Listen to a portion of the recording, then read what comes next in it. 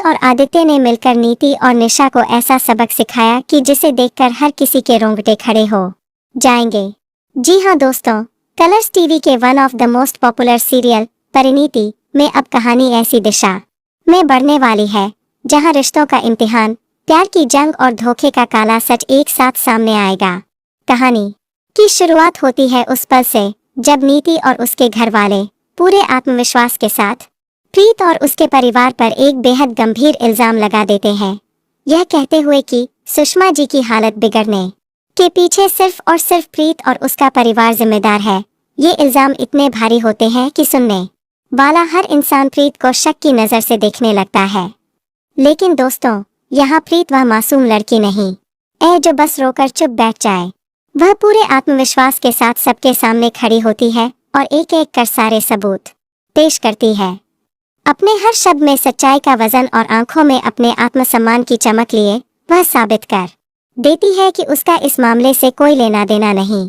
उसके शब्द सुनकर घर के कई लोग हिल जाते हैं और सबसे बड़ा झटका नीति को लगता है, जो सोच भी नहीं सकती थी कि प्रीत इतनी जल्दी अपने ऊपर लगे दाग धो देगी।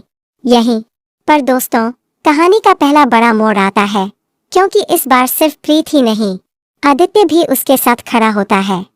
और आदित्य का साथ मिलते ही मानो प्रीत को पंख लग जाते हैं। दोनों एक साथ नीति और निशा की चालों को खत्म करने का प्लान बनाते हैं, लेकिन इस प्लान के पीछे छुपा है एक ऐसा खेल जो पूरे परिवार की नींद हिला देगा। अब जरा सोचिए, शादी का माहौल, घर में सजावट, दीवारों पर लगी झालरें, चारों तरफ खुशियों का शोर, लेकिन इन सब के बीच आदित्य का दिल अंदर ही अंदर घुट रहा है। वह किसी भी हाल में निशा से शादी नहीं करना चाहता, क्योंकि उसकी आंखों में बस प्रीत बसी है। दूसरी ओर प्रीत खुद को मजबूर पाती है, क्योंकि वह नहीं चाहती कि उसकी वजह से आदित्य की जिंदगी में तूफान आए।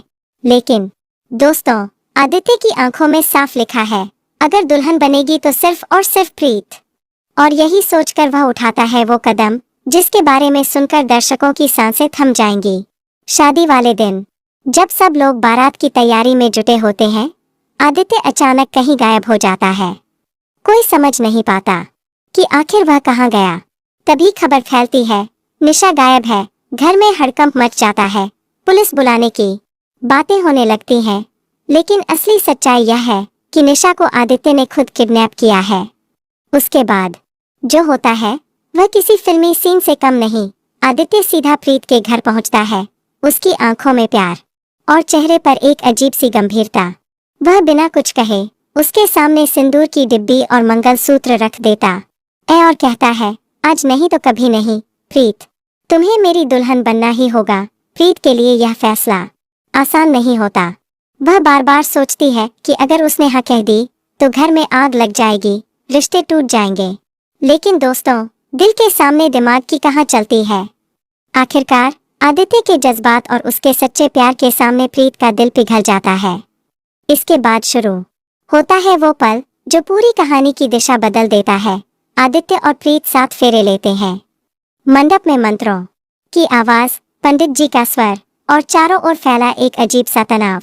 आदित्य अपनी दुल्हन की मांग में सिंदूर भरता है, गले में मंगलसूत्र पहनाता है और सबके सामने घोषणा करता है, अब प्रीत मेरी पत्नी है और कोई नहीं। और दोस्तों, यही नहीं, असली झटका तो तब लगता है जब थोड़ी देर बाद बेहोश पड़ी निशा को होश आता है। वह घर लौटती है और जैसे ही दरवाजे से अंदर कदम रखती है, उसकी आंखें सामने का नजारा देखकर पत्थर की तरह जम जाती हैं। आदित्य और प्रीत एक साथ शादी के जोड़े में हाथों में हाथ डाले खड़े हैं। उसके चेहरे का रंग उड़ जाता है, आंखों में आंसू और दिल में ऐसा दर्द जिसे बयान करना मुश्किल है। लेकिन यह दर्द ही उसके गुस्से को आग में बदल देता है। वह चिल्लाती है, आरोप लगाती है, लेकिन अब उसका कोई साथ देने वाला नहीं बचा, क्योंकि सच सबके सामने आ चुका है। इसके बाद प्रीत और आदित्य मिलकर नीति और निशा के खिलाफ एक एक चाल का हिसाब चुकाते हैं। हर झूठ का पर्दाफाश होता है, हर साजिश का सच सामने आता है। और जब अंत में नीति का असली चेहरा उजागर होता है तो पूरा घर उसकी तरफ से मुंह मोड़ लेता है।